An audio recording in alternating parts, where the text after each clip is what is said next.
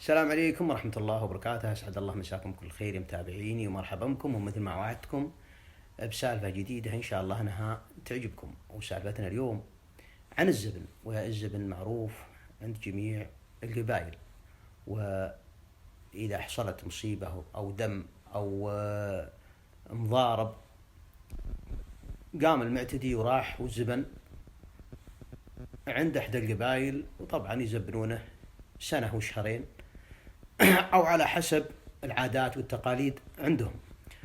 والسالفة جرت على الرجال اللي قال له دعيج المشنوي. ودعيج المشنوي كان عنده مزرعة ويزرع البر فيها في عقيق غامد، وكان لدعيج خشير له في المزرعة. دارت الأيام وصار بينهم إشكالية على المزرعة أو على الزراعة. المهم أن دعيج كتل خشيره في المزرعة، وذل دعيج من جماعته لا يأخذون الثار منه. فقام دعيج وخذ حلاله حول 200 ناقة وخذها له وعياله، وراح يدور له حد يزبن عليه. دار على عدة قبائل في ذلك الحين، ولكن ما حد منهم قبل زبنه.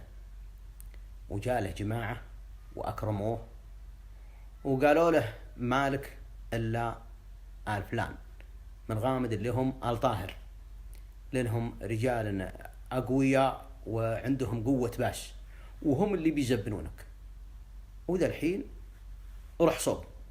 أخذ حلاله واتجه صوبهم، صوب آل طاهر، رغم مكانهم الصعب على حلاله. يوم أقبل على المضارب أفصاح: يا آل طاهر يا عيال أبوي 3 مرات. فطلعت له عجوز كبيرة في السن عمرها حول 60. قالت: وش تبغي يا رجال؟ قال: أبغي رجال. قالت: الرجال راحوا صوب باحة الحجاز، في ذيك الأيام تسمى الحجاز، يطهرون 40 ولد مالودن لهم أو عليهم. قال دعيج: أنتم مالودن عليكم 40 ولد؟ قالت: نعم.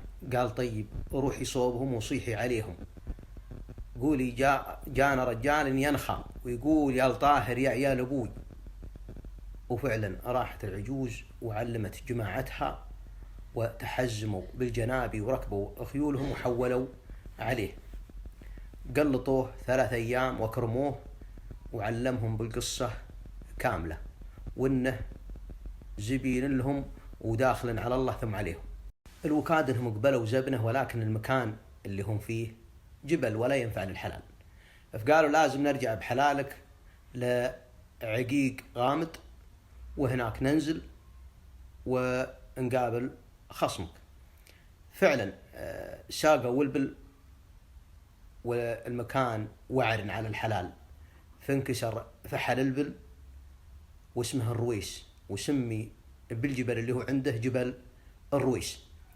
ومشوا فترة بسيطة وحولوا في ذاك الريع، وانكسر عنده ناقة اسمها الجدعاء، وسمي الريع ريع الجدعاء.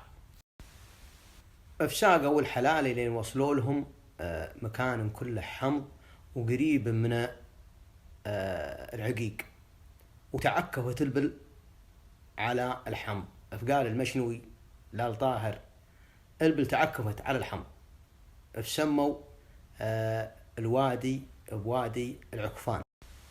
عقب معكوة البل وهو قريب من مراويسها أو مراعيها، فقاموا آل طاهر وبنوا بيوتهم وخلوا الحلال وراحوا الخصمة أو عميلة على أساس يعلمونه أنه دخيلهم. راحوا الخصمة أو عميلة وقالوا: الرجال ذا دخيلنا وفي وجيهنا 1 وشهرين. قال لهم: الله جابه وأنا اليوم ذابحه. قالوا له: طلبناك في 10 المؤجلات. قال: قوموا عني يا عيال الحلال. قال: طيب طلبناك 1.5 يوم. قال: قوموا عني عجال. فقام واحد من بني طاهر وخذ جنبيته وشق خشم روحه، وقال له: مقروع قرعان يشوم ويشق الخشوم، يرعى في مراعيك 1 وشهرين والعشر الموجلات ويوم ونص. وعودوا وال طاهر لديارهم مزبنين دخيلهم إلين دفع الدية من أراضي ومن دراهم إلين قبل الدية.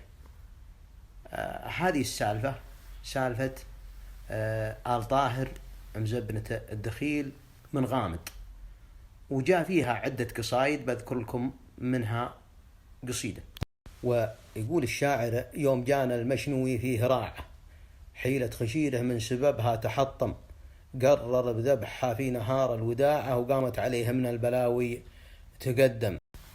جانا ويطلب من حرسنا شفاعة، قالوا يا مشني لا تفكر وتهتم، 200 راس من النياق الفراعة في وجيهنا لو كان ما حن بنسلم. خذوا نياقه رايحين المراعة، قالوا مدامك في ذرانا تبسم، راحوا عميله وطلبوه المناعة، قال الله اللي جايبه راعي الدم. قالوا طلبناك بعزوم وبراعة، قال اسمعوني لازم انه يسلم. قالوا طلبناك بليالي وساعة، قال الطلاق انه علي تحرم. قال الخميسي واظفره في صباعه، قال امسك الهرجة قبل لا تندم، مقروع من مسه بيلبس شراعه، ما بحد السيف ولا تسمم. هذه سالفة الليلة، واتمنى انها نالت على اعجابكم. ان عجبتكم فانتم اللي تجملونها، وما عجبتكم معوضين وابشروا بغيرها. تمسوا على خير.